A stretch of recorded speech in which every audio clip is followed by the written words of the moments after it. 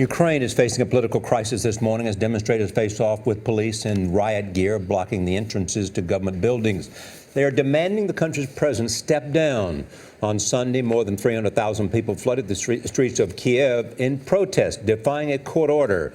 Mark Phillips is tracking developments from London. Mark, good morning. Good morning, Charlie. Well, Ukraine has a split personality, and its two identities have been at war with each other over the past few days. One side looks towards Berlin, London, and New York. The other sees its cultural and economic realities tied to Moscow and to Russian power in every sense.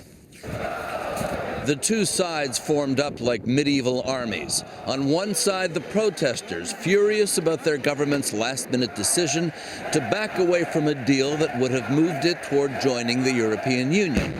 On the other side, the security forces, intent on not letting the protesters get a foothold in Kiev's Independence Square. Police used flash bombs to try to disperse the crowd. Any who weren't quick enough soon regretted it. And the more force that was used, the angrier the crowd got. The hardcore protesters launched their own assault.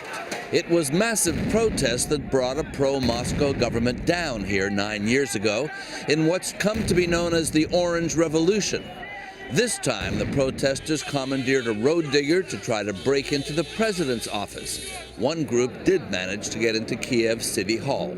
The real threat here, though, is Russian President Vladimir Putin and his threats to again cut off energy supplies to Ukraine just as winter is setting in. He's done that before.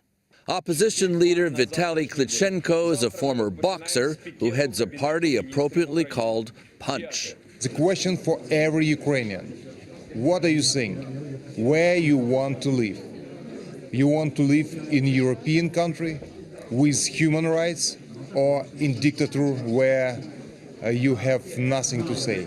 This morning things were calmer, but despite government efforts, the protesters were still there. This is about heat in a cold winter, but it's primarily about power. Moscow still sees Ukraine as part of its sphere of influence, and the government in Kiev accepts that reality, even if more Western-thinking elements of the population do not.